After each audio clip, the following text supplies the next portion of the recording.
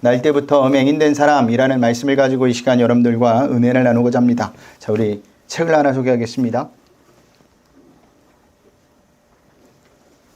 자, 더 아파하시는 하나님이라는 책인데요. 연세대학교 의료원 원목실에서 엮은 것이고, 세브란스 병원에 입원해 있는 믿는 자들의 간증을 다룬 책입니다. 자, 제목은 더 아파하시는 하나님이라는 책이죠. 자, 이 책에 나오는 이야기로 먼저 소개하겠습니다. 한나 엄마라는 분이 쓰신 글입니다. 제가 예전에 한번 이야기한 적이 있을 겁니다. 자, 예쁘고 사랑스럽게 그지없는 나의 하나뿐인 딸 한나가 태어났을 때 우리 부부는 세상 부모들과 같았습니다. 가슴 벅찬 기쁨과 설렘으로 아이와 함께할 미래를 꿈꾸었죠. 우리 아이가 돌이 지나고 18개월이 되었을 때 아이의 이상한 몸짓이 나의 눈에 들어왔습니다. 병원에서 검사를 해보니 난치성 간질이라는 병 때문에 생기는 증상이라 하였습니다. 아이의 머리에 띠가 형성되어 있는데 이것 때문에 내 발달이 원활하지 되지 못했고 경기가 생긴 것 같다고 의사 선생님이 최종 진단을 내렸습니다. 아이의 병을 알고 난 후 허망한 고통이 나를 재촉해서 몇 년의 시간이 훌쩍 흘러가 버렸습니다. 그런데 아이에게 또 다른 이상이 생겼습니다.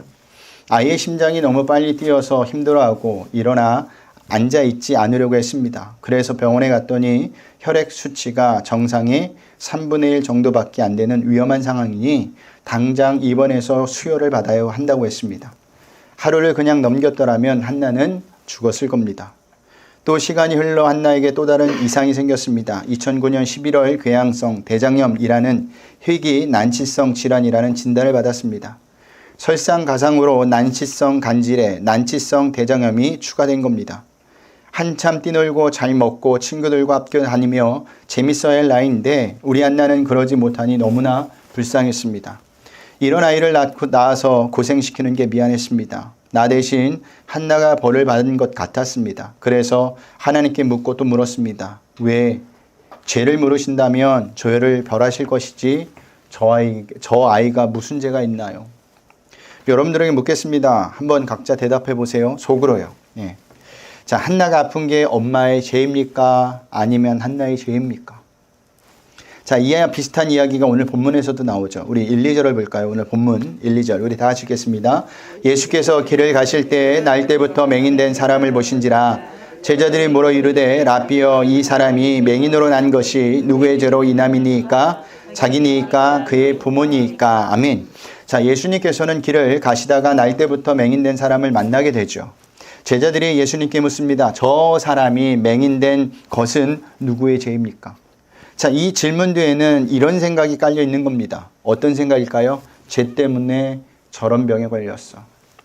제자들만 이런 생각을 가지고 있었던 것이 아니에요. 구약에 나오는 욥의 친구들도 욥이 어떤 죄를 지었기 때문에 고난과 어려움을 당한다고 이야기했습니다.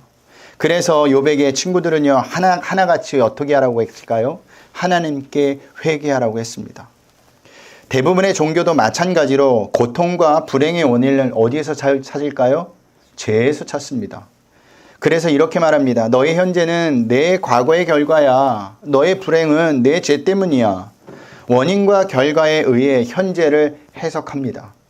그러나 예수님은요 오늘 본문에서 다르게 말씀하시죠. 우리 3절을 볼까요? 우리 다 같이 읽겠습니다. 예수께서 대답하시되 이 사람이나 그의 부모의 죄로 인한 것이 아니라 그에게서 하나님이 하시는 일을 나타내고자 하심이라. 아멘. 예수님은 사람이 태어날 때부터 맹인된 것은 본인이나 부모의 죄 때문이 아니라 그에게서 하나님이 하시는 일을 나타내고자 하심이라고 합니다. 이 말씀을 좀 더 정확히 표현하면 하나님께 영광을 돌리기 위한 것이라는 거죠. 무슨 말이냐? 사람에게 나타나는 모든 일들은 하나님께 영광을 돌리기 위한 것이라는 겁니다. 그때 우리는요 그런 일들을 통해 하나님의 역사하심을 봐야 합니다. 처음에 소개했던 이야기 한나 가족에게 왜 이런 일이 일어난 것일까? 한나 엄마는요 그의 서두에서 이렇게 고백합니다. 교회를 다니지 않았던 것은 아닙니다. 그러나 나의 잘못된 신앙과 가치관을 추구하는 신앙이 있었습니다. 무늬만 신앙인이었습니다. 내가 진정한 신앙이었다면 그 어떤 인간적 한계로 넘어진다 해도 하나님을 원망하고 예수님의 능력을 보여달라고 시험하지 않았을 것입니다. 나를 도와주시려는 그분의 손을 뿌리치지 않고 놓아버리지는 않았을 것입니다. 라는 고백을 해요. 그런데 한나가 아프게 되고 시간이 지나면서 한나 엄마는요, 이런 고백을 하게 돼요. 퇴원 후에 한나를 데리고 동네 교회에 갔습니다. 두 손을 모으고 기도하는 한나는 너무나 사랑스러운 하나님의 자녀의 모습이었습니다. 우리 한나가 저리 아름답고 사랑스럽다니 그 순간 내 속에 속삭이는 음성이 들렸습니다. 아직도 나를 원망하냐? 아닙니다, 하나님. 나는 너무 놀라서 대답했고 눈물을 흘리며 기도했습니다. 하나님의 뜻을 알 수 없었지만 저와 한나의 손을 붙잡았고 아파하시며 사랑으로 한나를 품고 계시다는 것을 이제 알았습니다. 저의 무지한 죄를 용서하시고 저의 영혼을 깨끗하게 하여 주시고 허락하신 엄마의 자리에서 최선을 다해 한나를 위해 열성을 다할 수 있도록 힘을 주옵소서. 인지 능력이 3살 아이 수준밖에 안 되는 우리 딸 한나, 난치성 간질과 희귀성 질환인 궤양성 대장염의 고통을 온전히 혼자 건겨내야만 하는 아이, 이 아이의 기도를 하나님은 헛되게 하지 않으시고 들어주신 겁니다. 나를 다시 하나님 앞에 서게 하신 것은 한나의 순수한 기도였습니다. 내가 엄마로 다시 서게 한 것도 한나였고 나를 신앙인이 되게 한 것도 한나였습니다. 이런 한나를 내게 주신 하나님께 감사드립니다. 라는 말이에요. 이 글에서 한나 엄마는요, 딸의 아픔을 통해 고통스러웠지만 그 덕분에 무늬만 신앙인이 아니라 온전히 하나님을 바라볼 수 있는 신앙인이 되었다고 고백합니다. 그리고 한나를 주신 하나님께 감사하고 있죠. 하나님은 한나를 통해 당신이 하시고자 하신 일을 나타내신 거예요. 하나님은 한나 엄마에게 온전한 신앙을 가질 수 있도록 만드셨다는 사실입니다. 지금 여러분에게 고난이 있습니까? 환난이 있습니까? 말 못한 아픔이 있습니까? 그것을 통해 일하시는 하나님을 만나시길 바랍니다. 그것을 통해 하나님이 하시고자 하는 일을 경험하시길 바랍니다. 우리에게 나타나는 모든 고통과 고난은, 모든 일들은 그냥 되어지는 것이 없어요. 그냥 이루어지는 것이 없습니다. 우리 4절을 보겠습니다. 우리 다 같이 읽겠습니다. 때가 아직 낮음에 나를 보내신 이의 일을 우리가 하여야 하리라. 밤이 오리니 그때는 아무도 일할 수 없느니라. 아멘. 4절 말씀에서 우리는 두 가지의 메시지를 발견할 수가 있는데, 첫 번째는요, 예수님의 사명입니다. 자, 예수님의 사명이 무엇이죠? 예수님의 삶을 가장 함축적으로 기록한 말씀이 있습니다. 우리 마가복음 10장 45절을 보겠습니다. 마가복음 10장 45절 우리 다 같이 읽겠습니다. 인자가 온 것은 섬김을 받으려 함이 아니라 도리어 섬기려 하고 자기 목숨을 많은 사람의 대속물로 주려 함이라. 아멘. 예수님의 사명은 자기 목숨을 많은 사람의 대속물로 주는 것이었어요. 한마디로 말하면 십자가였다라는 거죠. 예수님은 이 사명을 공생의 기간 동안 한순간도 놓치지 않습니다. 아니, 태어날 때서부터 죽을 때까지 이 사명을 놓치지 않아요. 그 덕분에 우리가 이렇게 하나님의 자녀가 된 겁니다.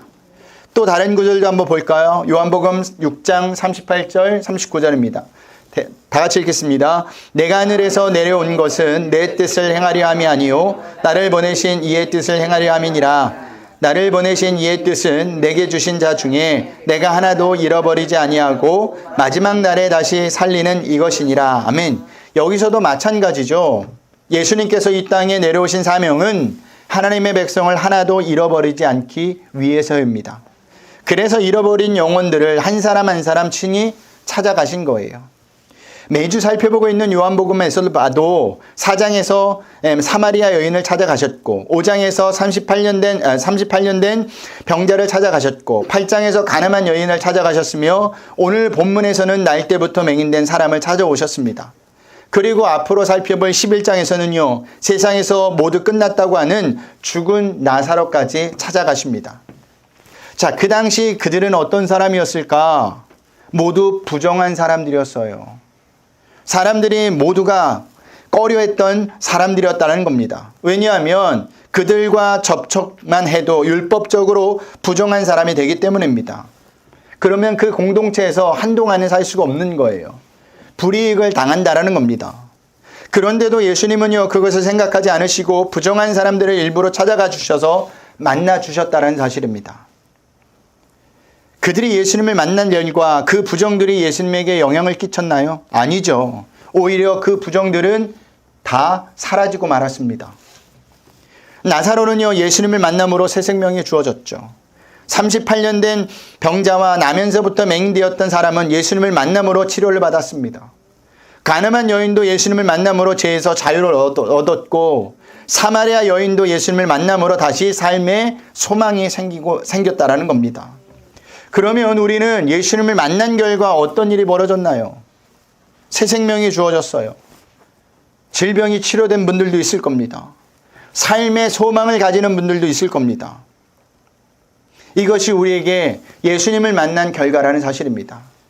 아직 나에게 이런 증거가 없다면, 이런 간증이 없다면 아직 예수님을 만나지 못했다고 보시면 됩니다. 예수님을 만나면요, 기쁨이 넘치게 돼 있어요. 예수님을 만나면 근심 걱정이 사라집니다. 예수님을 만나면 모든 것이 새로워지게 됩니다. 자, 그리고 두 번째 메시지가 있습니다. 삶에 대한 긴박성입니다. 자, 예수님은 삶에 대한 긴박성을 알고 계셨어요. 그래서 제자들에게 밤이 되면 일할 수 없기 때문에 밝을 때 하던 일을 끝내라고 말씀하셨던 겁니다. 우리 4절 한번 다시 한번 읽어볼까요? 시작. 때가 아직 낮음에 나를 보내신 이의 일을 우리가 하여야 하리라. 밤이 오리니 그때는 아무도 일할 수 없느니라. 아멘. 자, 바울도 로마서에서 이와 비슷한 말씀을 하고 있습니다. 우리 로마서 13장 11절에서 14절을 보겠습니다. 로마서 13장 11절에서 14절입니다. 다 읽겠습니다. 또한 너희가 이 시기를 알거니와 자다가 깰 때가 벌써 되었으니 이는 이제 우리의 구원이 처음 믿을 때보다 가까웠음이라. 밤이 깊고 낮이 가까웠으니 그러므로 우리가 어둠의 일을 벗고 빛의 갑옷을 입자. 낮에와 같이 단정히 행하고 방탕하거나 술 취하지 말며 음란하거나 호색하지 말며 다투거나 시기하지 말고 오직 주 예수 그리스도로 옷 입고 정욕을 위하여 육신의 일을 도모하지 말라. 아멘. 자, 바울이 뭐라고 이야기하고 있습니까? 자다가 깰 때가 벌써 되었다라는 겁니다. 밤이 깊고 낮이 가까웠다라는 겁니다. 무슨 의미냐? 세상에 취해 있을 시간이 없다라는 말씀이에요. 시간은 계속 흘러가고 있다는 겁니다. 그렇기 때문에 우리는요, 세상의 가치관을 버리고 세월을 아끼며 예수님처럼 사명자로 살라는 겁니다. 그러면 우리가 사명자로 살려면 어떻게 되느냐? 우리 7절을 볼까요? 우리 다 같이 읽겠습니다. 이르시되 실로암 못에 가서 씻으라 하시니 실로암은 번역하면 보냄을 받았다는 뜻이라. 이에 가서 씻고 밝은 눈으로 왔더라. 아멘. 자, 예수님께서는 맹인에게 실로암 못에 가서 씻으라고 하죠. 이 말씀에는 두 가지 메시지가 있습니다.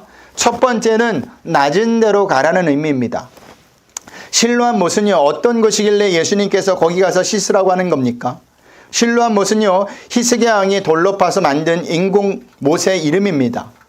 예루살렘에 물이 귀함으로 예루살렘 성 동북 편에 있는 기온 샘의 물을 인공수를 통해 끌어들여 못을 만든 거예요. 우리 한번 사진을 보고 갈까요? 첫 번째 사진입니다. 자, 보시면 기온샘이 어딜까요? 네? 보시는데 이렇게 보면 이게 밑에 같죠. 사실은 기온샘은 여기입니다. 네, 여기가 밑에예요. 네. 그리고 실로암 못은 어딜까요? 당연히 여기겠죠. 네. 원래 여기가 낮은 곳이에요. 이렇게 착시 현상이 보이는데 원래 낮은 곳이고 여기가 낮은 곳이고 높은 곳입니다. 이렇게 물이 흘러가서 여기 모이는 겁니다. 자, 두 번째 사진을 보겠습니다. 지금의 실로암 못이에요. 자, 여기가 실로암 못이라고 해서 성지순례를 가면 꼭 들르는 곳입니다. 그런데 물이 별로 없어요. 그래서 여기서 많은 사람들이 세수도 하고 막 이래요. 자, 여기입니다. 자, 그 수로는 지형 때문에 돌을 파서 만들었으며 땅 위에 노출된 부분은 돌뚜껑으로 덮어서 물이 흐르는 것이 보이지 않게 하였고 또 다른 부분은 땅속을 파서 만들었다고 합니다. 그 수로의 거리가 총 524m예요. 자, 물의 속성이 뭐죠? 물의 속성이 뭡니까? 그렇죠. 물은 절대로 높은 곳에 고이는 법이 없죠. 흘러내리는 물은요, 반드시 낮은 곳에 고이기 마련입니다. 실로암 못은요, 예루살렘에서 가장 낮은 곳에 있었어요. 그래서 이 여기를 가려면 여기 계단이 보이시겠지만 가서도 계단을 타고 내려와야지 실로암 못 역까지 도착할 수가 있는 겁니다. 그것은 가장 낮은 곳으로 가라, 가장 낮은 곳으로 가라, 가장 낮은 마음의 소유자가 되라는 예수님의 명령이라는 의미입니다. 왜 그렇게 명령하셨을까? 그것은요, 그 낮은 곳에 누가 있기 때문이죠? 예수님이 있기 때문이에요. 자, 예수님은요, 실로암 못보다 훨씬 더 낮은 짐승의 먹이통인 구에서 태어나셨죠. 예수님은 실로암 못보다 더욱더 낮은 가난한 동네 나사렛에서 사셨습니다. 예수님은 실로암보다 더 낮은 갈릴리에서 공생애를 시작하셨어요. 또한 예수님은요, 실로암 연못과는 비교 자체가 불가능한 세상에서 가장 낮은 사형수의 형틀 십자가에서 죽으셨습니다. 하나님의 독생자임에도 불구하고 인간의 모습으로 낮고 낮은 이 땅에 오셨어요.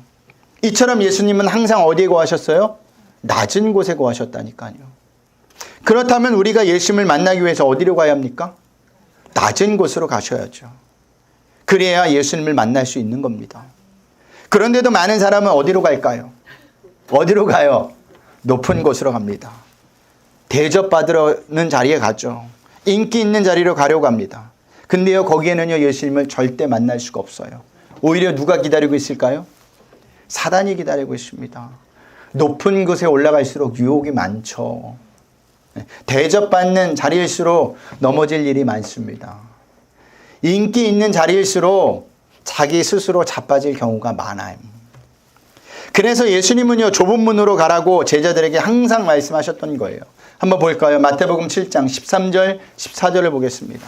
우리 다 같이 읽겠습니다. 좁은 문으로 들어가라. 멸망으로 인도하는 문은 크고 그 길이 넓어 그리로 들어가는 자가 많고 생명으로 인도하는 문은 좁고 길이 협착하여 찾는 자가 적음이라. 아멘. 자, 좁은 문은 예수님께서 걸어가셨던 문이에요. 자기 부인의 문입니다.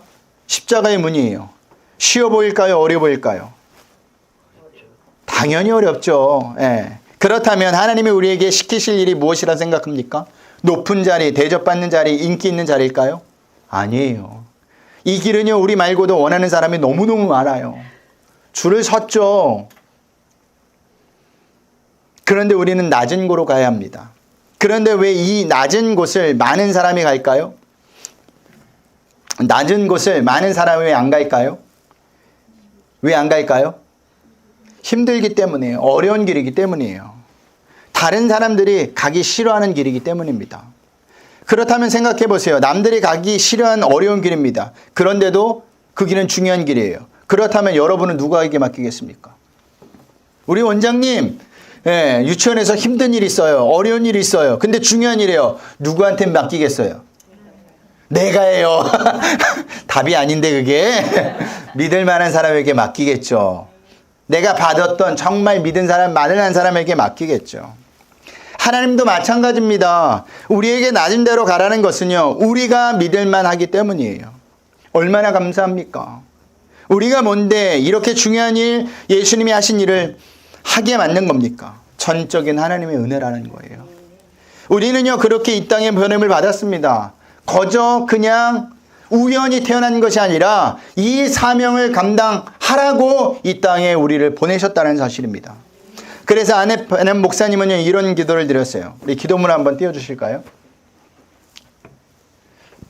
우리 한번 읽어보겠습니다. 시작. 내려가는 길이 올라가는 길이고 낮아지는 것이 높아지는 것이며 상한 심령이 치유된 심령이고 뉘우치는 영이 기뻐하는 영이라는 것을 회개하는 영이 승리하는 영이고 아무것도 가지지 않는 것이 전부 가지는 것이며 십자가를 지는 것이 왕관을 쓰는 것이고 주는 것이 받는 것이고 골짜기가 비전의 땅이라는 역설을 배우게 하소서. 아멘. 자, 우리도 이런 기도와 이런 삶을 사셔야 합니다. 거기에 예수님이 가신 거리, 거기가 예수님이 가신 길이고 하나님이 우리에게 맡기신 길이라는 사실이에요. 어려워요. 힘들어요. 누가 그러더라고요. 신앙생활 쉽죠? 예수 믿는 거 쉽죠? 안 쉽다고 얘기했어요. 어렵다고 얘기했어요. 어제 밥을 먹는데 그 사장님이 그러더라고요. 예수만 믿으면 복을 받는다는데 쉽네. 한번 믿어보시라고. 어렵다고. 세상 종교와 똑같지 않다고. 그런 얘기를 했습니다. 여러분, 신앙생활하는 건 만만치 않아요. 왜냐하면 버려야 될 것이 많기 때문이에요. 세상 사람들과는 다른 길을 가기 때문에 어려운 겁니다. 두 번째 메시지는 뭐냐? 예수님께로 가라는 겁니다. 실로암이라는 말에는 또 어떤 뜻이 담겨 있느냐. 우리 7절을 다시 한번 읽어볼까요? 오늘 본문 7절입니다. 다 같이 읽겠습니다. 이르시되 실로암 못에 가서 씻으라 하시니 실로암은 번역하면 보냄을 받았다는 뜻이라. 이에 가서 씻고 밝은 눈으로 왔더라. 아멘. 실로암이 무슨 뜻이라고요? 보냄을 받았다는 뜻입니다. 다른 번역도 있습니다. 실로가 오셨다라는 뜻이 있어요. 그렇다면 실로암은 무엇을 의미하는 겁니까? 실로가 누구예요? 예수님을 이야기하는 거예요. 그러니까 예수님을 의미하는 겁니다. 그러니까 내가 눈을 뜨기 원하느냐, 실로암에 가서 씻어라 라는 말을 바꿔 말하면 예수님께 가거라는 겁니다. 오직 예수님이라는 거예요. 시대와 역사가 변화해도 우리의 구원자는 오직 예수님밖에 없습니다. 그러므로 우리가 낮은 자리로 갈 때 오직 예수님이라는 진리를 가지고 나가야 합니다. 다른 것은 필요가 없어요. 예수님이면 충분하다라는 겁니다. 여러분, 나가서 우리가 복음을 전할 때 무엇을 전해야 될까요? 예수님을 전거하셔야 돼요. 예수님을 믿으면 복 받는다, 세상에서 잘 된다, 자녀가 잘 된다, 부자 된다, 건강해진다, 뭐 그럴 수도 있는데 더 중요한 것은 무엇이냐? 예수님만이 우리를 구원하십니다. 이 진리를 증거하셔야 한다는 사실입니다. 그래서 예수님께서도 5절에서 이렇게 말씀하시죠. 내가 세상에 있는 동안은 세상의 빛이로라. 이것은 굉장한 충격이에요. 예전엔 장애를 갖고 태어난 것이 실패한 인생인 줄 알았습니다. 예전엔 이런 가정에서 태어난 것이 재수가 나빠서 이런 줄 알았습니다. 그런데 하나님께서는요, 당신의 일을 드러내기 위해서 이 사람을 날 때부터 장애 상태로 이 땅에 보내셨다라는 거예요. 당신의 일을 드러내기 위해 당신을 그런 가정으로 보내셨다라는 겁니다. 지금 이 고통은 버림받은 것이 아니라 축복받은 존재라는 겁니다. 우리가 이것을 할 때 하나님께 원망하지 않고 오히려 그 자리에서 하나님께 감사할 수 있는 겁니다. 왜 우리가 삶 가운데 어려움을 만날 때, 고통과 고난을 만날 때 감사하지 못할까요? 왜 원망을 할까요? 이 자리도, 이 일도 하나님께서 나에게 보내주신 사명이라고 깨닫지 못하기 때문이에요. 나를 믿었기 때문에, 나를 중요한 사람으로 생각하고 있기 때문에 보내셨다면 이게 나에게 영광이죠. 오히려 감사한다라는 사실입니다. 우리가 신앙생활하면서 이 진리를 깨닫지 못하니까 날마다 절망하는 겁니다. 날마다 원망 불편을 하는 거예요. 이럴 때일수록 우리는 주님을 바라보고 힘을 내어 더 사셔야 하는 겁니다. 감사하셔야 돼요. 기쁨이 넘쳐야 한다는 겁니다. 한나 엄마의 마지막 글은 이렇게 적고 있습니다. 그러나 여전히 현실은 아프고 고통스럽습니다. 부인 전혀 틀린 말이 아니죠. 힘든 건 힘든 거예요. 어려운 건 어려운 거예요. 한나의 병과 힘겨운 싸움은 계속될 것입니다. 이 고통은 어쩌면 죽을 때까지 끝나지 않을지도 모릅니다. 절망이죠. 그렇지만 나는 결국엔 하나님 품에 안길 거라는 소망으로 기도하며 이 현실을 견디며 살아갈 것입니다. 이것이 실로암 연못에 가서 씻은 사람만이 할 수 있는 고백이에요. 자기의 사명을 깨닫는 사람만이 할 수 있는 고백입니다.